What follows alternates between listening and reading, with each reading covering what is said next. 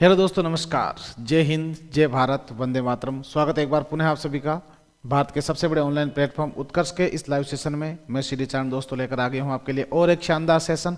यानी आज बज चुके हैं शाम के 6 और दोस्तों आज का दिन जो है बड़ा ही विशेष दिवस है। आप सभी को पता होना चाहिए कि दोस्तों आज जो है माँ भारती की रक्षार्थ जो दोस्तों सब कुछ अपना सर्वत्र बलिदान करने के लिए हमेशा तत्पर रहते हैं, उन्हीं का आज दिवस है दोस्तों। अर्थात आज भारतीय थल सेना दिवस है, यानी 15 जनवरी है आज दोस्तों। आज 15 जनवरी को पहली बार 15 जनवरी 1949 ईस्वी को जनरल एम करियप्पा जो है उन्होंने पहली बार जो है भारत के थल सेना प्रमुख के रूप में उनको चुना गया था। और दोस्तों ध्यान रहे इसी दिन को जो है थल सेना दिवस के रूप में मनाने की घोषणा भारत सरकार के द्वारा की गई थी। तो विपिन रावत ने कहा था ना कि कोई भी व्यक्ति अगर ये कहता है कि मुझे मौत से डर नहीं लगता तो या तो वो पागल है और या फिर वो इंडियन आर्मी का जवान है। और दोस्तों अपने विश्व में अपने अदम्य और पराक्रमी साहस के लिए प्रसिद्ध अगर कोई सबसे अव्वल दर्जे में कोई नाम आता है पहला तो वो नाम आता है इंडियन आर्मी का। तो आप सभी को उत्कर्ष परिवार की तरफ से थल सेना दिवस की बहुत बहुत बहुत बहुत बहुत हार्दिक शुभकामनाएं। दोस्तों उन वीरों के प्रति अपना भी कर्तव्य बनता है कि हमेशा दोस्तों अपने ईश्वर से अपने आराध्य से हम इस बात के लिए प्रार्थना करें कि आज हम जो सुरक्षित यहाँ बैठे हैं क्योंकि सर्वत्र ऊपर वो खड़े हैं, इसलिए उनके प्रति हमारा ये सदाचार बनता है कि हम हमेशा जो है उनको भगवान को स्वस्थ रखें, उनको सुखी रखें और उनके परिवार को हमेशा संबल प्रदान करें। ऐसे हमसे हमें अपने ईश्वर से अपने आराध्य से जो है हमेशा प्रार्थना करनी चाहिए कि मैं नन्ही सी चिड़िया को चहकता छोड़ आया हूँ, मैं नन्ही सी चिड़िया को चहकता छोड़ आया हूं और मैं अपनी मां की बाहों को तरसता छोड़ आया हूं। मुझे सीने से लगा ले, मुझे सीने से लगा ले ए भारत माता, मैं अपनी मां की बाहों को तरसता छोड़ आया हूं, मैं अपनी मां की बाहों को तरसता छोड़ आया हूं। जी हाँ दोस्तों, ऐसे ही वीर पराक्रम दिवस की आप सभी को बहुत बहुत यानी थल सेना दिवस की आपको हार्दिक शुभकामनाएं, हार्दिक मंगल कामनाएं। तो करते हैं आज के इस सुपर सेशन को प्रारंभ। हो जाओ तैयार। देखें एक बार सभी मित्र सेशन को लाइक शेयर कर दीजिएगा, उसके बाद आज का सेशन हम जो है प्रारंभ कर रहे हैं दोस्तों। तो और दोस्तों ध्यान रखो आज का जो सेशन है वो बहुत ही इंपॉर्टेंट सेशन है, ठीक है ना, जिसमें बहुत सिलेक्टेड क्वेश्चन जो है वो मैं आपके लिए लेकर के आपके खिदमत में हाजिर हो चुका हूं। तो हो जाओ तैयार। देखे और दोस्तों ना थके अभी पैर, ना कभी हिम्मत हारी है, हौसला है जिंदगी में कुछ कर दिखाने का, इसलिए अभी भी सफर जारी है, इसलिए चलते रहना है। मैं आपको बार बार कहता हूं ना, सफर को कंटिन्यू करो, बस चलता रहूंगा, पथ में चलने में माहिर हो जाऊंगा कि या तो मंजिल मिल जाएगी और या फिर अच्छा मुसाफिर बन जाऊंगा। ओके, पहला सवाल आपके सामने। तो आज भैया पोल बाबा जो है वो नहीं चलने वाले हैं, ध्यान रखो आप लोग सभी मित्र, ध्यान रखें। तो जल्दी से आप लोग उत्तर दीजिए। देखें राइट आंसर आपका यहां पर क्या होता है, कर्नाटक संगीत की उत्पत्ति निम्नलिखित में से किस राजवंश से संबंधित है। दोस्तों कर्नाटक संगीत तो विजयनगर साम्राज्य या फिर चोल साम्राज्य या फिर बहमनी साम्राज्य या फिर पांडे साम्राज्य। दोस्तों यहां पर आपका करेक्ट आंसर क्या होगा, जल्दी से आप लोग अपना उत्तर जो है वो साझा कीजिए। अरे रुको भैया, हाँ तो यहां आपका राइट आंसर आ रहा है भाई, विजयनगर साम्राज्य इज करेक्ट आंसर। देखो भारत में जो है ना, भारत में दो संगीत शास्त्र प्रसिद्ध हुए हैं दोस्तों, दो संगीत जो कलाएं वो प्रसिद्ध हुई है, वो एक तो हुई है कौन सी, हिंदुस्तान शास्त्रीय संगीत, हिंदुस्तान शास्त्रीय संगीत,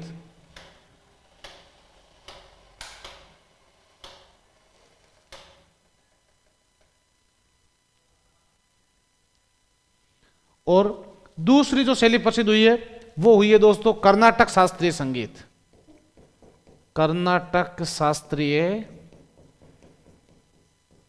संगीत, ठीक है।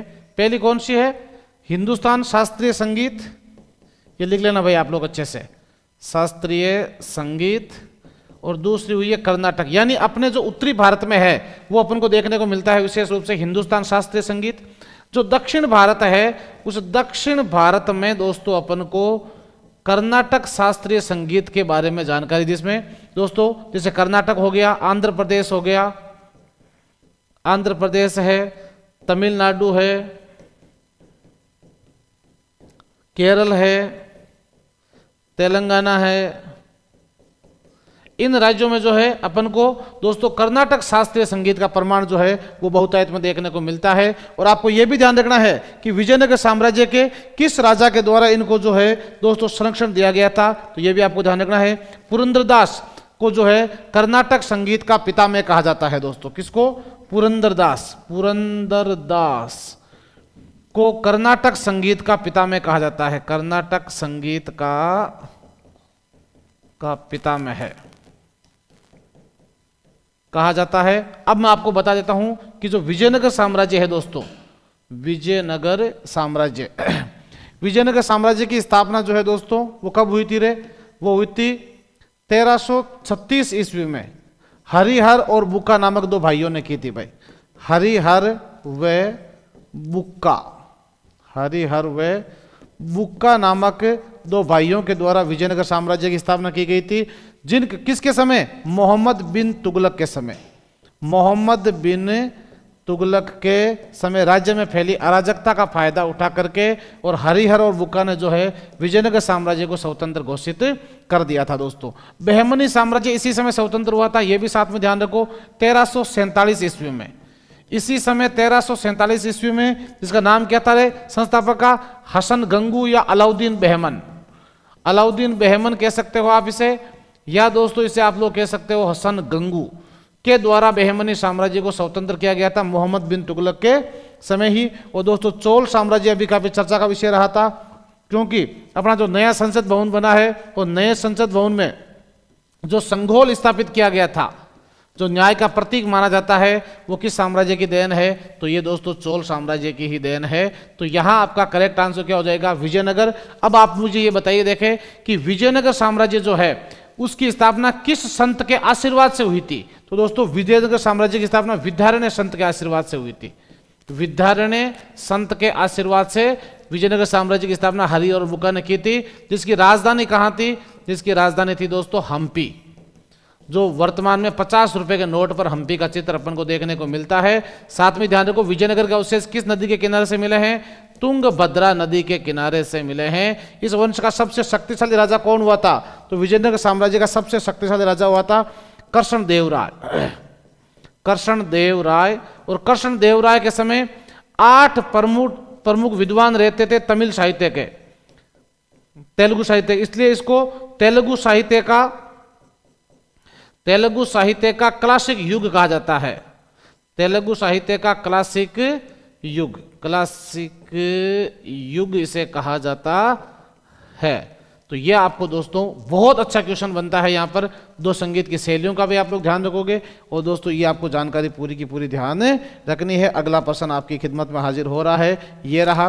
राज्य मंत्रिपरिषद सामूहिक रूप से किसके प्रति जिम्मेदार होता है? यहां आपसे व्यक्तिगत नहीं पूछा है, यहां आपसे पूछा है मंत्रिपरिषद जो है, राज्य मंत्रिपरिषद सामूहिक रूप से किसके प्रति जिम्मेदार होता है? राज्यपाल के प्रति, विधानसभा के प्रति, राष्ट्रपति के प्रति, या विधान परिषद के प्रति? यानी जैसे केंद्र में होता है सेम वही स्कीम यहां पे रहेगी। ये तो आप लोग हमेशा ध्यान रखो एक चीज। देखो जैसे आप लोग संसद को पढ़ते हो ना, संसद जिसका प्रावधान संविधान के अनुच्छेद 79 में, संसद के जैसे लोकसभा ये हो गई आपकी राज्यसभा, राज्यसभा का प्रावधान अनुच्छेद 80 में, लोकसभा का हो गया 81 में, और यहां आ गया भारत का राष्ट्रपति अनुच्छेद 52 में राष्ट्रपति। सेम टू सेम इस तरफ आओ आप लोग, इस तरफ आपको ध्यान रखना है विधानमंडल। राज्यों में क्या होता है? राज्यों में होता है विधानमंडल, और विधानमंडल को ध्यान रखो आप लोग, विधानसभा और दूसरा हो गया विधान परिषद, और एक हो गया भाई आपके राज्यपाल। ठीक है, विधानसभा, विधान परिषद और राज्यपाल। तो यहां दोस्तों आपको ध्यान रखना है अनुच्छेद 168, 170 और 171, ये भी साथ में ध्यान रखो, और राज्यपाल अनुच्छेद 153 में। ठीक है, अब यहां आपको ध्यान रखना है जहां पर आप संसद को पढ़ते हैं पर सेंट्रल गवर्नमेंट में, वहां राज्यों में विधानमंडल को पढ़ना पड़ता है। जहां पर लोकसभा देखते हैं वो यहां पर विधानसभा, जहां पर राज्यसभा वहां पर विधान परिषद। बस शर्त इतनी है कि राज्यसभा तो दोस्तों परमानेंट है, लेकिन विधान परिषद सभी राज्यों में नहीं है।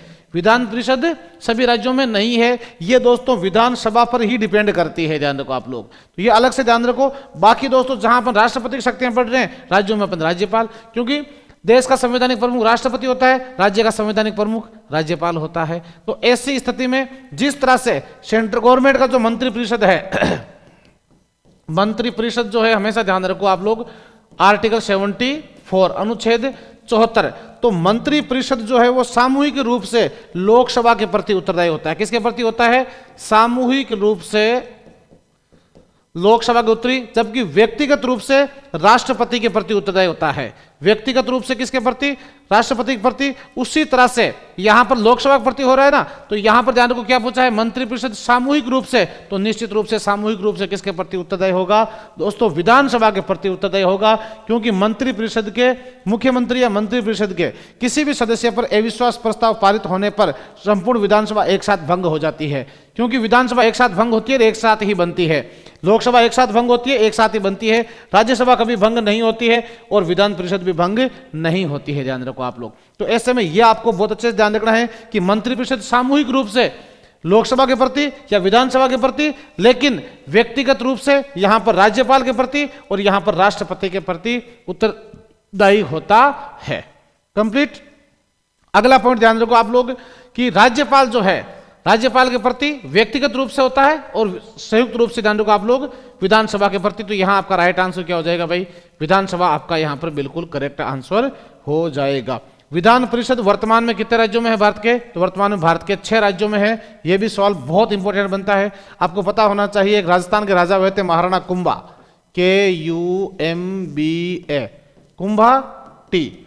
K for Karnataka, K for Karnataka, U for UP, M for Maharashtra, B for Bihar, A for Andhra Pradesh और T फॉर तेलंगाना। तेलंगाना, ठीक है। तो ये आपको ध्यान रखना है। वर्तमान में ऐसे राज्य हैं जहां पर विधानसभा के साथ में विधान परिषद कार्य करता है, यानी द्विसदनात्मक विधान मंडल है इन राज्यों में। बाकी सब जैसे राजस्थान है, तो राजस्थान में एक सदनात्मक विधान मंडल, यानी वहां पर विधानसभा ही है, विधान परिषद राजस्थान में कार्यरत नहीं है भाई। तो यहां आपका करेक्ट आंसर क्या हो जाएगा? बी आपका यहां पर बिल्कुल एक्यूरेट आंसर हो गया। अगला प्रश्न आपके सामने आ गया, बता दीजिए भारत ने किस वर्ष थॉमस कप जीता था दोस्तों? थॉमस कप बहुत इंपॉर्टेंट है भाई। 2020 में, 18 में, 22 में या 19 में पहली बार ऐसा हुआ था कि जब दोस्तों भारत ने थॉमस कप जीता था। ध्यान रखो भाई आप लोग, कौन सा कप जीता था? थॉमस कप जो है भारत ने पहली बार ऐसा हुआ था जब जीत करके अपने नाम किया था। किस वर्ष किया था?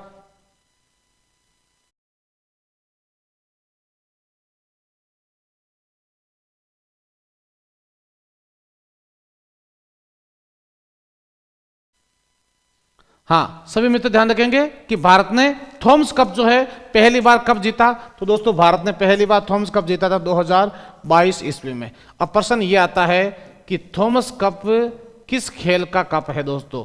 बैडमिंटन से। किस खेल संबंधित है? बैडमिंटन से। और दोस्तों किसको हरा करके? तो दोस्तों इंडोनेशिया को हरा करके, इंडोनेशिया। और आपको जानकारी के लिए बता दूं दोस्तों, इंडोनेशिया जो है ध्यान रखना, इसका राष्ट्रीय खेल भी क्या है? बैडमिंटन ही है। राष्ट्रीय खेल इंडोनेशिया और साथ में मलेशिया। मलेशिया, इन दोनों का राष्ट्रीय खेल क्या है भाई? बैडमिंटन है। और ध्यान रखना बैडमिंटन का दोस्तों पुरुषों का तो सबसे बड़ा कप कौन सा हो गया? थॉमस कप हो गया। ध्यान रखो भाई आप लोग, जो पुरुषों का सबसे बड़ा कप है। तो और दोस्तों महिलाओं का सबसे बड़ा कप कौन सा हो गया? Uber cup. उबेर कप, दीवान कप। ध्यान रखो दीवान कप भी बैडमिंटन का है। शुद्धि Raman cup, Shuddhi Raman cup. Narang cup, Narang cup. Chadha cup. Uber के दीवाने सुर को थाम के नाच, ये एक ट्रिक है जो बैडमिंटन की प्रमुख ट्रॉफी है। ध्यान रखो आप लोग, ठीक है ना। तो यहां आपको ध्यान रखना है 2022 आपका यहां करेक्ट आंसर है। मैं आपको पुनः बता रहा हूं, बैडमिंटन का राष्ट्रीय खेल भी ध्यान रखना। थॉमस कप जो है बैडमिंटन का पुरुषों का सबसे बड़ा कप है, और महिलाओं का उबेर कप जो है सबसे बड़ा आपके महिलाओं का बैडमिंटन का कप है, जिसके बारे में आपको बहुत ही अच्छे से और शिद्दत के साथ में ध्यान रखना है। ठीक है, सात्विक और चिराग शेट्टी, नाम तो सुना ही होगा आप सभी ने, सात्विक और चिराग शेट्टी, चिराग शेट्टी, जिनको दोस्तों हाल ही में जो है भारत सरकार के द्वारा, भारतीय खेल मंत्रालय द्वारा इनको मेजर ध्यानचंद, जो भारत का सर्वोच्च खेल पुरस्कार है, मेजर ध्यानचंद खेल रत्न पुरस्कार, खेल रत्न पुरस्कार से सम्मानित किया है। दोस्तों भारत का सर्वोच्च खेल पुरस्कार जो है कौन सा है, तो वो है भारत का सर्वोच्च खेल पुरस्कार मेजर ध्यानचंद खेल रत्न पुरस्कार ही है, जिसे प्रारंभ में राजीव गांधी खेल रत्न कहते थे। 6 अगस्त 2021 ईस्वी को मोदी सरकार ने इसका नाम बदल करके राजीव गांधी के स्थान पर मेजर ध्यानचंद नाम रख दिया था। जो 1991 ईस्वी में जब 92 में प्रारंभ हुआ था, तो उस समय इसका नाम क्या था, राजीव गांधी खेल रत्न पुरस्कार था भाई। राजीव गांधी खेल रत्न पुरस्कार सबसे पहले किसको दिया गया था, तो विश्वनाथ आनंद प्रथम विजेता, विश्वनाथ आनंद जो है वो इसके प्रथम विजेता हुए थे। कंप्लीट, तो यहां आपका राइट आंसर हो जाएगा भाई 2022, आपका यहां पर बिल्कुल करेक्ट आंसर हो गया है। अगला प्रश्न आ रहा है आपके सामने, आने दीजिए राइट आंसर। और ये देखिए दोस्तों, जो भारत चैंपियन बना था दोस्तों बैडमिंटन में, थॉमस कप विजेता टीम जो है वो आपको दिखाई दे रही होगी, थॉमस कप।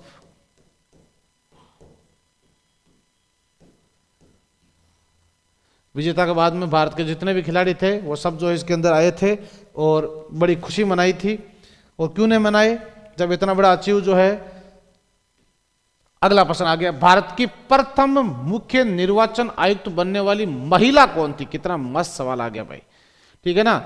निर्वाचन आयुक्त बनने वाली प्रथम महिला कौन है, ध्यान रखो भाई आप लोग, जल्दी से उत्तर दीजिए। देखे, जयंती पटनायक है, या किरण बेदी है, या वीएस रमा देवी है, या जीडी दास है दोस्तों। तो यहां आपका राइट आंसर क्या हो जाएगा भाई, वीएस रमा देवी आपका यहां करेक्ट आंसर हो जाएगा।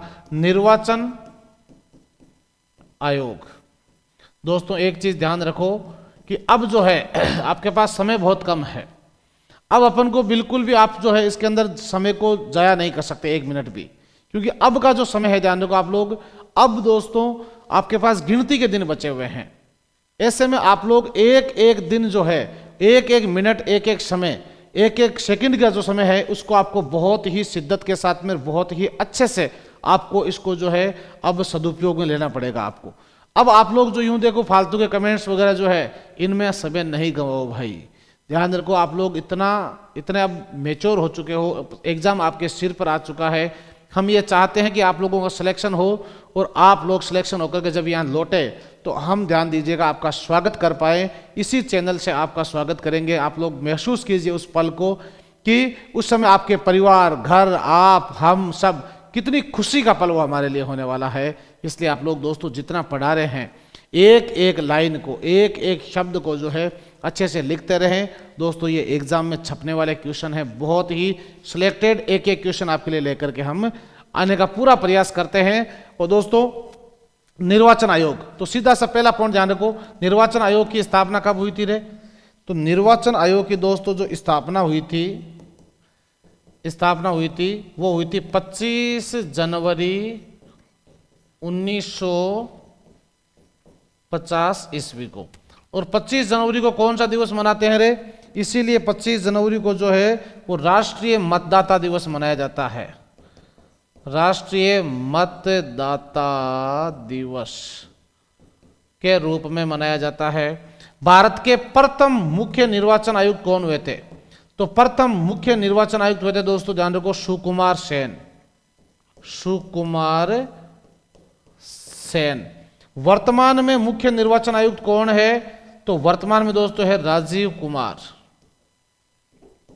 पहला पॉइंट तो यहां यह ध्यान रखना है कि जब निर्वाचन आयोग बना था अपना, तो ये एक सदस्य ही आयोग ही था। 1993 ईस्वी में इसे 3 सदस्यीय आयोग बना दिया, यानी 2 सदस्य प्लस 1 अध्यक्ष बराबर कुल कितने हो गए इसके अंदर, 3 सदस्य टोटल हो गए हैं निर्वाचन आयोग के सदस्य, जो सिविल सेवा परीक्षा के टॉप रैंकर्स होते हैं, यह भी ध्यान रखो, जिनकी नियुक्ति राष्ट्रपति के द्वारा की जाती है। तो वर्तमान दोस्तों ध्यान रखना है।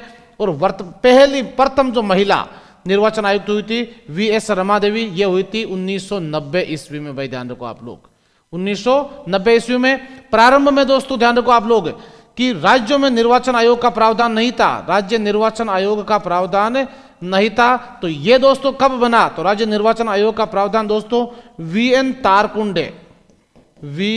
तारकुंडे समिति की सिफारिश पर दोस्तों राज्य निर्वाचन आयोग की स्थापना हुई थी। और इसी समिति की सिफारिश पर दोस्तों जो मतदान की आयु है वो 21 वर्ष से घटा करके और 18 वर्ष की गई थी। किसके समय?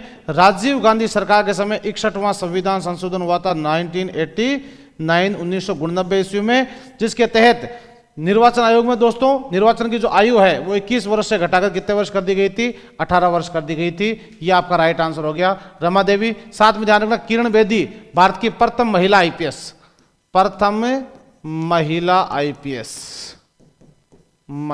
आईपीएस कौन हुई थी?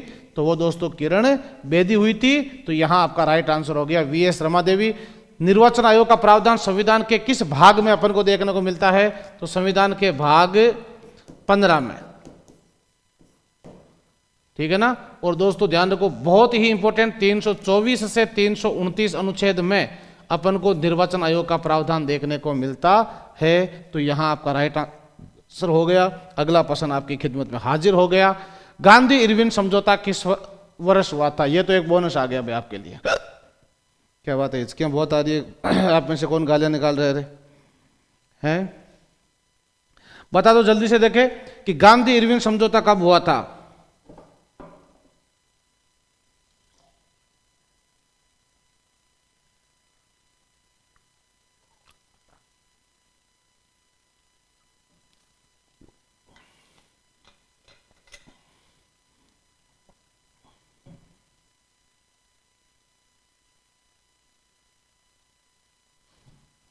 हाँ, तो सभी ध्यान रखेंगे कि गांधी इरविन समझौता कब हुआ था भाई? 1930 में हुआ था, 1931 में हुआ था, 1932 में हुआ था, या फिर 1934 में हुआ था? तो 1931 बिल्कुल सभी का right answer, accurate correct answer भाई, ध्यान रखो आप लोग। और बहुत ही इजी क्वेश्चन था ये। 1930 में जो है आप सभी को पता होना चाहिए कि मैं आपको शुरू से बता देता हूं। देखो 1929 ईस्वी में जो है दोस्तों वो हुआ था कांग्रेस का लाहौर अधिवेशन हुआ था, जिसमें पहली बार पूर्ण स्वतंत्रता की मांग रखी गई थी, जिसकी अध्यक्षता किसके द्वारा की गई थी? पंडित जवाहरलाल नेहरू के द्वारा की गई थी। ओके, फिर हुआ क्या था? इस दिन यह कहा गया था कि 26 जनवरी 1930 को जो है हम पूर्ण स्वतंत्रता दिवस मनाएंगे। तो इसको लेकर के दोस्तों 26 जनवरी 1930 को रावी नदी के किनारे लाहौर में दोस्तों अपना भारत का तिरंगा फहरा करके पूर्ण स्वतंत्रता दिवस मनाया था, जिससे नाराज होकर अंग्रेजों ने भारतीयों के नमक निकालने पर प्रतिबंध लगा दिया था। तब दोस्तों ध्यान रखना गांधी जी के द्वारा इस समय दोस्तों दांडी मार्च किया गया था 1930 ईस्वी में ही, जब गांधी जी ने अपने साबरमती आश्रम से दांडी तक पैदल चल करके नमक कानून को तोड़ा था। और इसी वजह से दोस्तों नमक कानून तोड़ने से अंग्रेज नाराज हुए और गांधी जी को इस समय जेल में डाल दिया, कैद में डाल दिया भाई। और गांधी जी को जब कैद में डाला गया तो कैद में डालने से नाराज हुए कौन? दोस्तों भारतीय। और इसके बाद जब गांधी जी कैद से रिहा हुए तो रिहा होते अब देखो यहां से 1930 ईस्वी में गांधी जी ने चला दिया फिर सविनय अवज्ञा आंदोलन चलाया, जिसमें गांधी जी की कुल कितनी मांग थी? 11 मांग थी, इसलिए इसको 11 सूत्रीय मांग कहा जाता है। 11 सूत्रीय मांग के नाम से इसको अपन जान सकते हैं। और फिर दोस्तों 11 सूत्रीय मांग के साथ जब ये आंदोलन चला तब 1931 ईस्वी में हुआ था गांधी इरविन समझौता भाई। गांधी जी और भारत का वायसराय था लॉर्ड इरविन के मध्य समझौता हुआ, जिसके तहत 11 मांगे स्वीकार हुई। तब गांधी जी ने सविनय अवज्ञा आंदोलन को कर दिया भाई समाप्त। फिर आपको ध्यान रखना है कि 1932 ईस्वी में इंग्लैंड का प्रधानमंत्री था मैकडोनाल्ड, उसने सांप्रदायिक पंचाट जारी कर दिया भाई। ये लो वापस लाए लगा दी इसने, सांप्रदायिक पंचाट जारी किया, जिसके तहत एससी एसटी को हिंदुओं से अलग करने का प्रयास किया, जिसका गांधी जी ने पुनः विरोध किया। और दोस्तों इसके चलते 1932 में फिर ध्यान रखो आप लोग, होता है पूना पैक्ट समझौता। भाई पूना पैक्ट समझौता, और पूना पैक्ट समझौता किस किस के मध्य हुआ था? तो यह हुआ था गांधी जी व डॉक्टर बी आर अम्बेडकर के मध्य। गांधी जी व बी आर अम्बेडकर के मध्य हुआ था, जिसके तहत दोस्तों पहली बार एससी एसटी को जो है आरक्षण का प्रावधान दिया गया था। और इसके बाद में जो दोस्तों 1935 ईस्वी का भारत शासन अधिनियम, जिसका हमारे संविधान पर सर्वाधिक प्रभाव देखने को मिलता है, और 1942 ईस्वी में गांधी जी का भारत छोड़ो आंदोलन, भारत छोड़ो आंदोलन। और फिर दोस्तों 30 जनवरी 1900, इसके बाद में भारत छोड़ो आंदोलन 1942 जान दीजिएगा, इसे अगस्त आंदोलन भी कहते हैं, माफी चाहता हूं, अगस्त आंदोलन कहते हैं इसे। क्यों कि ये 9 अगस्त 8-9 अगस्त को प्रारंभ हुआ था, इसलिए दोस्तों इसको अगस्त आंदोलन के नाम से जाना जाता है। कंप्लीट है। तो यहां आपका दोस्तों ध्यान रखना है, राइट आंसर क्या हो जाएगा? बी 1931 ईस्वी आपका यहां पर बिल्कुल करेक्ट आंसर हो गया है। इसका स्क्रीनशॉट लो, आपके एग्जाम के लिए बहुत ही मोस्ट और बहुत ही इंपॉर्टेंट साबित होगा भाई। अगला प्रश्न आ गया है, ये रहा भाई, बताओ देखे। कृषि के क्षेत्र का एक हिस्सा है, कृषि किस क्षेत्र का एक हिस्सा है? द्वितीय श्रेणी का है, चतुर्थ श्रेणी का है, तृतीय श्रेणी का है, या प्राथमिक क्षेत्र का है? दोस्तों कृषि किस श्रेणी का एक हिस्सा है भाई? ध्यान रखो आप लोग, सोच समझ के उत्तर देना, ये थोड़ा सा आप लोग, अच्छा क्वेश्चन है ये। द्वितीय, चतुर्थ, तृतीय या फिर प्राथमिक? तो हमेशा ध्यान रखो दोस्तों, कृषि जो है भारत में प्राथमिक क्षेत्र में ध्यान रखो आप लोग, क्योंकि भारत में पहला जो, भारत एक कृषि प्रधान देश है, भारत एक कृषि प्रधान देश है। तो ऐसे में हम कह सकते हैं कि यहां के जो किसान है, यहां के जो लोग हैं, पहली प्राथमिकता किसको देते हैं? किसान, खेती को देते हैं, क्योंकि कृषि है तो सब कुछ है, वरना कुछ भी नहीं है। ध्यान रखो आप लोग। तो ऐसी स्थिति में दोस्तों कृषि प्रधान देश होने के नाते कृषि जो है अपनी प्राथमिक क्षेत्र के रूप में अपन इसको जानते हैं। तो राइट आंसर आपका क्या होगा भाई? डी आपका यहां पर बिल्कुल करेक्ट आंसर हो जाएगा। कृषि को मानसून का जुआ कहा जाता है भाई। यहां पर राजस्थान में जैसे कृषि क्या बोलते हैं? मानसून का जुआ, क्योंकि राजस्थान में बारिश होती है तभी फसल हो पाती है। ऐसे में दोस्तों कृषि को मानसून का जुआ कहां कहते हैं? राजस्थान में कहा जाता है। और दोस्तों जो अपनी पंचवर्षीय, पहली पंचवर्षीय योजना चली थी, पंचवर्षीय योजना 1951 से 1956, जो पहली पंचवर्षीय योजना चली थी, उसका प्रमुख लक्ष्य भी क्या था? उसका प्रमुख लक्ष्य ही कृषि ही था। ध्यान रखो आप लोग। और कृषि में बहुत अच्छा परिवर्तन अकस्मात जो करने के लिए जो चलाई गई थी, वो थी हरित क्रांति। हरित क्रांति जो विश्व में प्रारंभ की थी किसके द्वारा? नॉर्मन बोरलॉग के द्वारा। नॉर्मन बोरलॉग के द्वारा शुरू की गई थी। और भारत में हरित क्रांति शुरू की गई थी MS स्वामीनाथन, MS स्वामीनाथन जी के द्वारा। तो भारत में तो जनक हो गए कौन? MS स्वामीनाथन। और विश्व में जनक हो गए कौन? नॉर्मन बोरलॉग भाई। करेक्ट है। तो डी आपका यहां पर बिल्कुल एक्यूरेट आंसर हो गया है भाई। अगला प्रश्न आपके सामने आ रहा है, आने दीजिए आप लोग देखें जल्दी से। राइट आंसर ये रहा, मणिपुर के महाराज ने मणिपुरी नृत्य को पुनर्जीवित करने के लिए हंजाबा की उपाधि किसे दी थी? दोस्तों हंजाबा की उपाधि किसको प्रदान की थी? यानी मणिपुरी जो है शास्त्रीय नृत्य, ध्यान रखो आप लोग, मणिपुरी जो शास्त्रीय नृत्य है,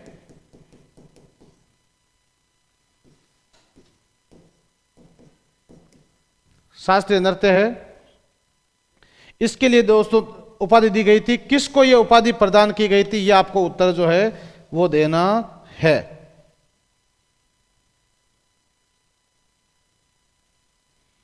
हाँ ठीक है। तो यहां दोस्तों आपका राइट आंसर क्या हो जाएगा भाई? बिपिन सिंह। बिपिन सिंह कौन थे? ये एक मणिपुरी जो दोस्तों ध्यान रखना नृत्य है, इस मणिपुरी नृत्य के एक महान स्टार कलाकार के रूप में प्रसिद्ध हुए।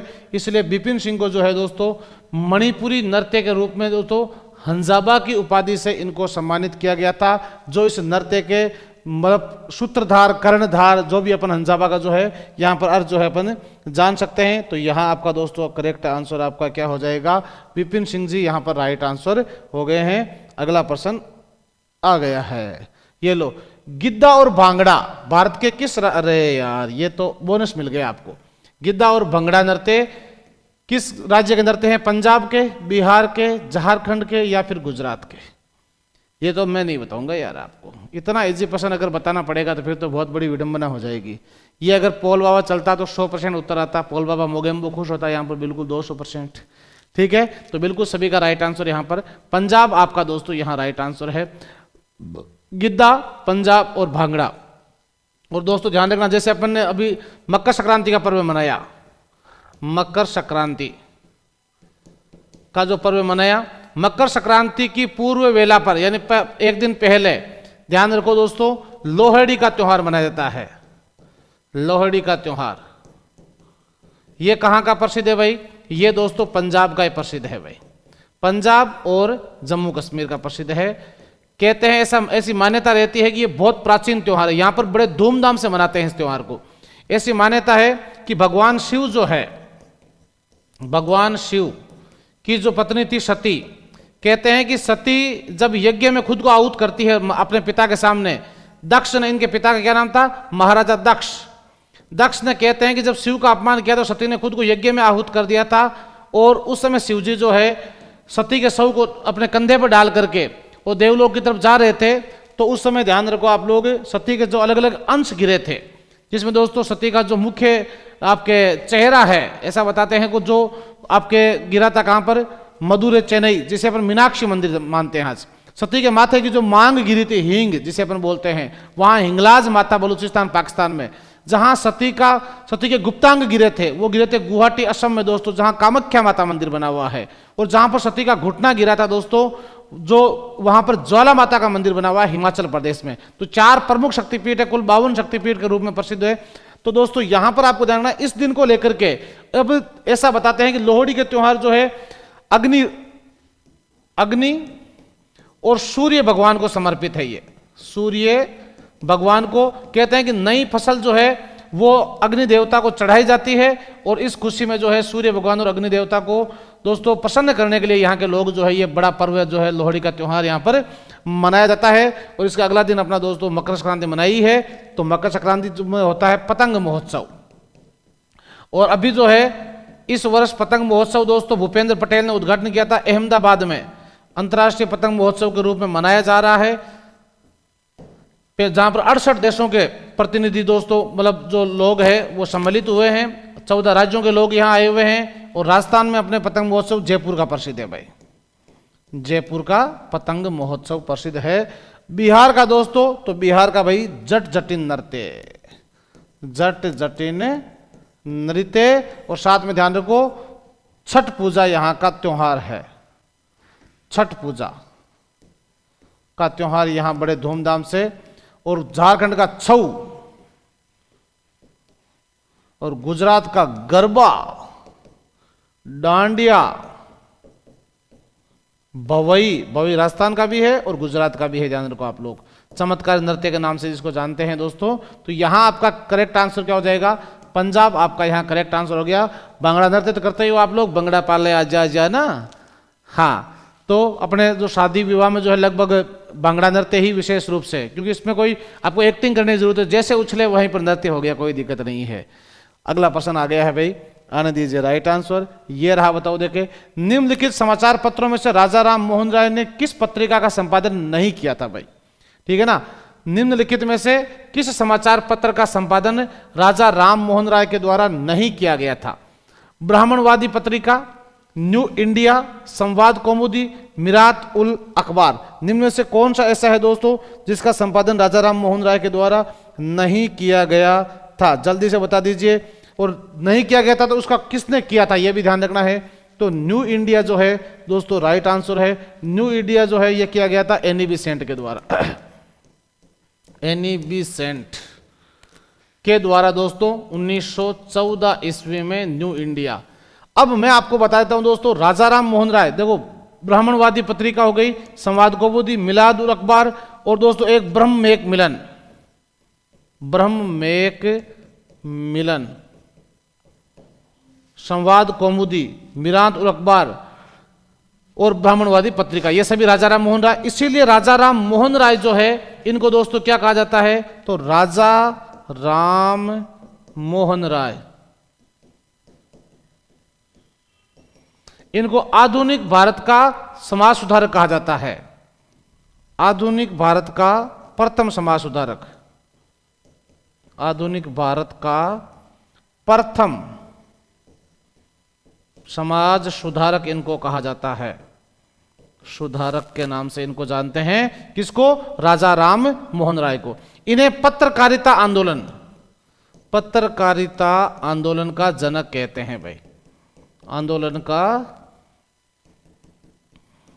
जनक कहा जाता है। इन्हें दोस्तों प्रभात का तारा भी बोलते हैं। प्रभात का तारा, भोर का तारा, जैसे शुक्र को बोलते हैं ना, वैसे प्रभात का तारा इनको कहा जाता है, प्रभात का तारा। अब यहां आपको अगला पॉइंट दोस्तों ध्यान रखना है कि राजा राम मोहन राय जो है, इनको राजा की उपाधि किसने दी थी बताओ? राजा की उपाधि दी थी अकबर सेकंड ने।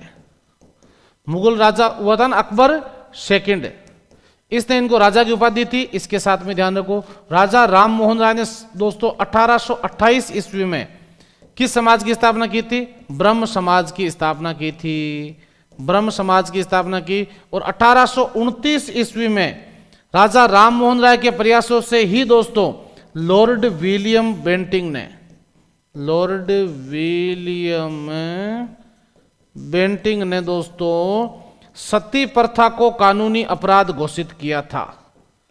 सती प्रथा को कानूनी अपराध किया था, कानून की धारा 17 के तहत। एक बार एग्जाम में दोस्तों धारा पूछी गई थी इसको लेकर के, धारा 17। वैसे तो अमित शाह ने सभी धाराएं जो है ना वो बदल दी है। अब धाराएं जो जहां से जैसे निकल रही थी वैसे नहीं निकल रही है, बहुत सारी धाराएं जो है उनमें बदलाव कर दिया है। कानून में, कानून की जो धाराएं उनमें बदलाव कर दिया है अमित शाह के द्वारा, भारत सरकार के द्वारा, अमित शाह के द्वारा बिल रखा गया था, ध्यान रखो आप लोग। तो कानून की धारा 17 के तहत सती प्रथा। अब अगला प्रश्न मैं आपसे करता हूं, देखिए आप लोग कमेंट बॉक्स में उत्तर दीजिए कि सती प्रथा का प्रथम प्रमाण कहां से मिलता है? सती प्रथा का मैंने अपने एसएससी इंस्टाग्राम चैनल पर भी ये वीडियो डाला था, ध्यान रखो, एक शॉर्ट वीडियो के रूप में। वहां पर भी मैं रोज क्यूज में एक वीडियो डालता हूं, जहां आप लोग कमेंट बॉक्स में अपना उत्तर दिया करो, साझा किया करो उसमें भाई। अपना उत्कर्ष का जो एसएससी का जो इंस्टाग्राम चैनल है उसको आप लोग फॉलो कर लीजिएगा। और वहां जो है मैं रोज का फिक्स है एक क्विज और एक कोई मतलब शानदार यूनिक क्वेश्चन का वीडियो वहां पर मैं रोज डालता हूं, तो आप लोग उसको भी अच्छे से फॉलो कर लीजिएगा। सती प्रथा जो है उसको कानूनी अपराध दोस्तों कब घोषित किया गया था? तो सती प्रथा को कानूनी अपराध, सती प्रथा का प्रथम प्रमाण कब मिलता है? माफी चाहता हूं, तो प्रथम प्रमाण मिलता है एरन अभिलेख। एरन अभिलेख जो कब लिखा गया था? 510 ईस्वी। किसके समय? भानुगुप्त, भानुगुप्त के समय। और दोस्तों कहां पर है एरन अभिलेख? मध्य प्रदेश में। एरन कहां पर है? मध्य प्रदेश में। सती प्रथा का अंतिम प्रमाण कहां से मिलता है? अंतिम प्रमाण तो 1987 ईस्वी, दिवराला गांव सीकर। दिवराला गांव सीकर से कौन कौन है? जल्दी कमेंट करो। देखे सीकर में रूप कंवर जो है वो अंतिम सती होने वाली महिला है भाई, रूप कंवर अंतिम सती होने वाली महिला है। ओके, तो यहां आपका करेक्ट आंसर भाई क्या हो जाएगा? बी आपका यहां बिल्कुल एक्यूरेट करेक्ट आंसर हो जाएगा। इसका स्क्रीनशॉट लीजिए दोस्तों, यह बहुत इंपॉर्टेंट पैनल आपके लिए बन चुका है। अगला पॉइंट, सिकंदर के समकालीन मगध का राजा कौन था दोस्तों? यानी जब सिकंदर ने भारत पर आक्रमण किया तो उस समय मगध का राजा कौन था? बहुत अच्छा क्वेश्चन है। महापद्मनंद था, घनानंद था, शिशुनाग था, या फिर उदयन था दोस्तों? तो यहां तो बिल्कुल ज्यादा सोचने की जरूरत ही नहीं है आपको, घनानंद आपका यहां बिल्कुल करेक्ट आंसर हो जाएगा। देखो सिकंदर, जिसे सिकंदर महान या सिकंदर सम्राट के नाम से भी जानते हैं, क्योंकि कहते हैं कि इसने विश्व को जीता था भाई, ध्यान रखो आप लोग। इसीलिए कहते हैं कि ताश के पत्तों से कभी महल नहीं बनता और रोने से कभी बिगड़ा मुकद्दर नहीं बनता, बढ़ते रहो जिंदगी में हर पल, क्योंकि एक हार से कोई फकीर और एक जीत से कोई सिकंदर नहीं बनता। इसलिए जिंदगी में हमेशा आगे बढ़ते रहो। सिकंदर दोस्तों कहां का राजा था? सिकंदर था मकदूनिया का, मकदूनिया का राजा था, ध्यान रखो, ठीक है। और सिकंदर के पिता का नाम था फिलिप सेकंड, फिलिप सेकंड। सबसे इंपॉर्टेंट, सिकंदर के गुरु का नाम क्या था? गुरु का नाम था अरस्तु।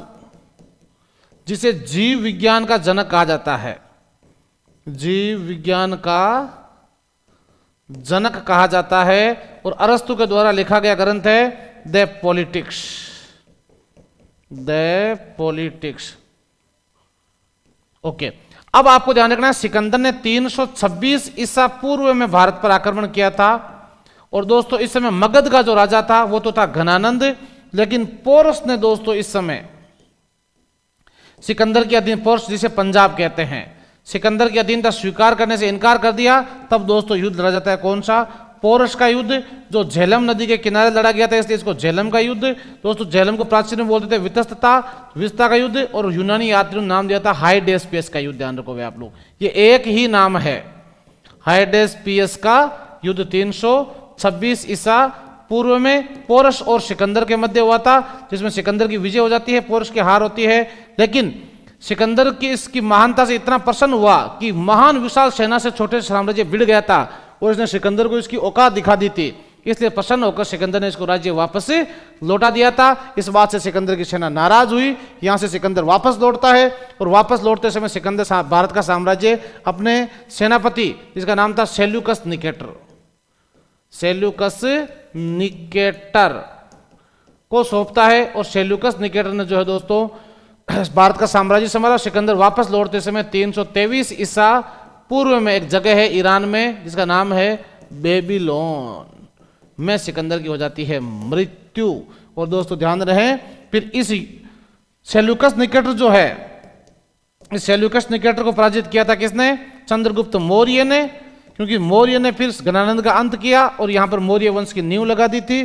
सेल्यूकस निकेटर को पराजित करके सेल्यूकस निकेटर ने अपनी पुत्री, जिसका नाम था हेलेना, या अपन बोलते हैं कार्नेलिया, का विवाह चंद्रगुप्त मौर्य से हुआ था। यह भारत का प्रथम अंतरराष्ट्रीय विवाह था, जिसको दहेज में काबुल, कंधार, मकरान और हेरात जो है मिला था। यह भी ध्यान रखो आप लोग। उदयन ने दोस्तों पाटलिपुत्र की स्थापना के लिए शिशुनाग ने शिशुनाग वंश की स्थापना की थी। ये सारे ही मगध के राजा है, ये भी बता दूं आपको। मगध में जो है सबसे पहले हरियक वंश चला था, फिर शिशुनाग वंश, फिर नंद वंश, जिसका संस्थापक महापद्म नंद था। शिशुनाग वंश का शिशुनाग था, हरियक वंश का बिंबिसार था, और दोस्तों इसके बाद मौर्य वंश चंद्रगुप्त मौर्य, और इसके बाद में शुंग वंश पुष्यमित्र शुंग, कण्व वंश का वासुदेव, और आंध्र सातवाहन वंश का शिमुख। ये 7 राजवंश मगध में चले थे। तो यहां आपका करेक्ट आंसर क्या हो जाएगा? घनानंद। दोस्तों आपका यहां पर बिल्कुल एक्यूरेट करेक्ट आंसर हो गया है। आगे चलते हैं। तो दोस्तों ये था, आपको बहुत अच्छा पॉइंट बनता है इसका, ध्यान रखो आप लोग। तो ध्यान रखना, अगले प्रश्न का उत्तर आने दीजिए। गंगा नदी का सर्वाधिक अफवाह तंत्र किस राज्य में है?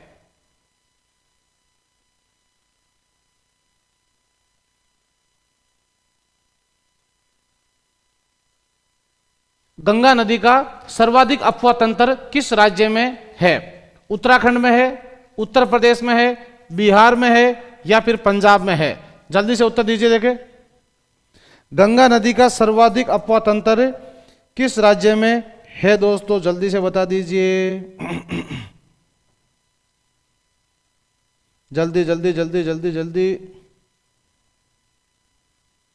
हाँ, तो यहां आपको ध्यान रखना है भाई, सर्वाधिक जो अफवाह तंत्र है वो है उत्तर प्रदेश में। देखो गंगा नदी जो है ना वो 2 भागों में निकलती है। गंगा का उद्गम है 2 धाराओं में होता है, ध्यान रखो आप लोग।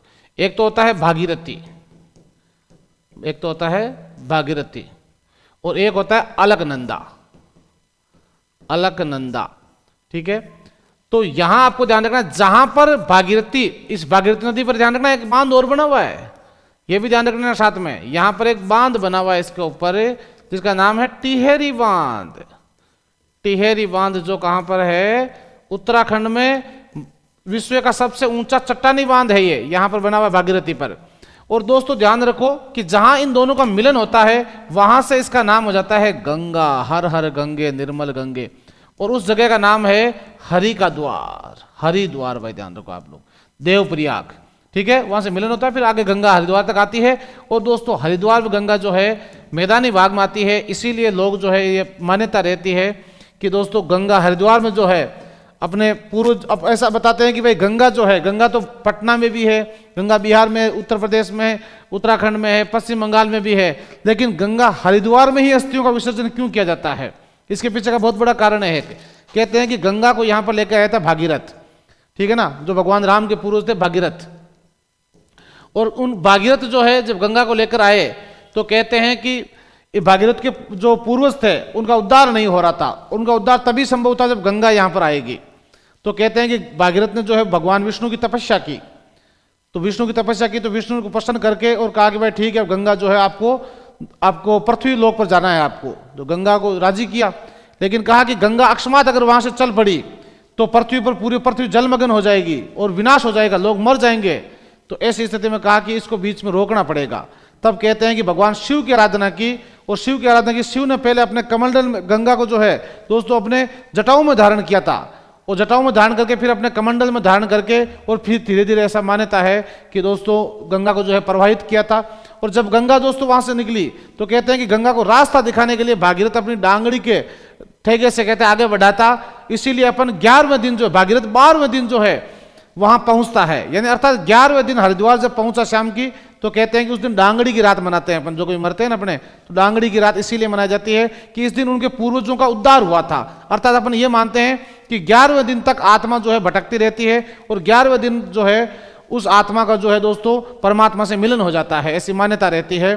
और 12वें दिन जो है इसीलिए अपन जो है उस आत्मा को दोस्तों बहुत पुण्य मिले, इसके लिए अपन 12वें का जो खर्च वगैरह जो है वो किया जाता है। ऐसी मतलब अपने धार्मिक ग्रंथों में मान्यता रहती है। इसीलिए गंगा में जो है हरिद्वार में ही भागीरथ के पूर्वजों का उद्धार हुआ था, इसलिए हमारी ये मान्यता रहती है कि वहीं पर अस्थियों का विसर्जन करने पर जो है व्यक्ति विशेष की जो आत्मा है उसको शांति मिल जाती है, उद्धार हो जाता है। इसलिए अस्थियों का विसर्जन कहाँ किया जाता है भाई? हरिद्वार में किया जाता है। तो सर्वाधिक गंगा जो बहती है वो कहाँ बहती है? उत्तराखंड में बहती है। इसके बाद दोस्तों ध्यान रखो आप लोग, उत्तराखंड यूपी बिहार जो है यहाँ से पश्चिम बंगाल होते हुए गंगा जो है बंगाल की खाड़ी में जाकर के गिरती है। भारत की सबसे लंबी नदी है, 2525 किलोमीटर लंबी नदी है। और यह भी ध्यान रखो गंगा जो है दोस्तों भारत की सबसे पवित्र नदी मानी जाती है और भारत की राष्ट्रीय नदी के रूप में गंगा को ही पूछते हैं। और गंगा में जो जीव पैदा, जलीय जीव दोस्तों, गंगा डॉल्फिन ये भारत का राष्ट्रीय जलीय जीव है। ध्यान रखो आप लोग, गंगा डॉल्फिन जो मछली है यहां पर। तो यहां करेक्ट आंसर क्या हो जाएगा भाई? उत्तर प्रदेश आपका यहां बिल्कुल एक्यूरेट। गंगा की सहायक नदी यमुना जो भारत की सबसे लंबी सहायक नदी है। अगला प्रश्न आ गया है भाई, निम्नलिखित में से कौन भारत के कथक नृत्य की प्रतिपादक है? दोस्तों भारत में जो कथक नृत्य है उसकी प्रतिपादक कौन है दोस्तों? सुमन कल्याणपुरा, उषा उत्थुप, प्रेरणा श्रीमाली या फिर मोनाली ठाकुर? दोस्तों करेक्ट आंसर भाई आपका क्या होगा? जल्दी से बता दीजिए। देखें राइट आंसर आपका यहां पर क्या होगा? कथक नृत्य की प्रेरणा कौन है दोस्तों?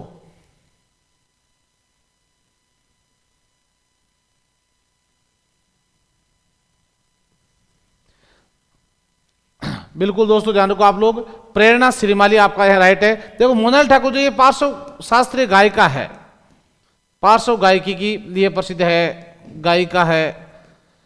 तो यहां आपको ध्यान रखना है भाई प्रेरणा श्रीमाली। और अब आपको मैं जानकारी के लिए बता दूं कि जो कथक है, कथक उत्तरी भारत का एकमात्र शास्त्रीय नृत्य है भाई। उत्तरी भारत का एकमात्र शास्त्रीय नृत्य है, एकमात्र शास्त्रीय नृत्य है। ध्यान रखो कि कथक दोस्तों जिसका आदिम घराना कहां पर है? इसका आदिम घराना है भाई जयपुर में। कहां पर है? जयपुर में। और नवीन घराना कहां है? तो इसका नवीन घराना है दोस्तों वो है लखनऊ में, लखनऊ इन उत्तर प्रदेश। तो दोस्तों कथक नृत्य के प्रमुख कलाकारों के रूप में अगर नाम आता है दोस्तों तो सबसे बड़े नामों में नाम आता है बिरजू महाराज, बिरजू महाराज, भानुजी महाराज और दोस्तों लच्छू महाराज, लच्छू महाराज। ठीक है, तो बिरजू महाराज, भानुजी महाराज और लच्छू महाराज तीन बड़े स्टार कलाकार हुए दोस्तों किसके? कथक नृत्य के। तो ये आप लोगों को अच्छे जाना। देखो कथक तो ये है, एक कथकली कहां का है? कथकली केरल का है दोस्तों, ध्यान रखना आप लोग। कथकली कहां का है? केरल का है। और कथक कहां का है? उत्तरी भारत का, यानी यूपी और राजस्थान का दोस्तों शास्त्रीय नृत्य के रूप में उत्तरी भारत का एकमात्र शास्त्रीय नृत्य। मोनाली ठाकुर है दोस्तों, जैसे आपको आपके एक ये है ना अभी जो बिहार की एक मैथिली ठाकुर, मैथिली ठाकुर, क्या मधुर गायन शैली है भाई इसकी। तो ये दोस्तों आपके कथक के बारे में आपको ध्यान रखना है। और ये थे अपने आज के बहुत ही सुपर डुपर लाजवाब और जिंदाबाद क्वेश्चंस। तो आपको दोस्तों के सेशन कैसा लगा आप लोग कमेंट करके अपनी राय अवश्य दीजिएगा। दोस्तों उम्मीद करता हूं कि ये सेशन आपको बहुत पसंद आया होगा। और दोस्तों कमेंट बॉक्स में भी मैं आपको रोज कहता हूं आप अपनी जो बात है वो साझा अवश्य करें। आपके कमेंट हमें जो है वो नई ऊर्जा प्रदान करते हैं। तो दोस्तों मिलते हैं अब हम अगली क्लास में, यानी कल शाम 6 बजे। तब तक दीजिए आप लोग मुझे इजाजत। मैं श्री चरण दोस्तों पुनः आप सभी का भारत के सबसे बड़े ऑनलाइन प्लेटफॉर्म उत्कर्ष के इस लाइव सेशन में बहुत बहुत स्वागत और अभिनंदन करता हूं। तो मिलते हैं हम अगली क्लास में, तब तक के लिए सभी स्वस्थ रहें, मस्त रहें। जय हिंद, जय भारत, वंदे मातरम।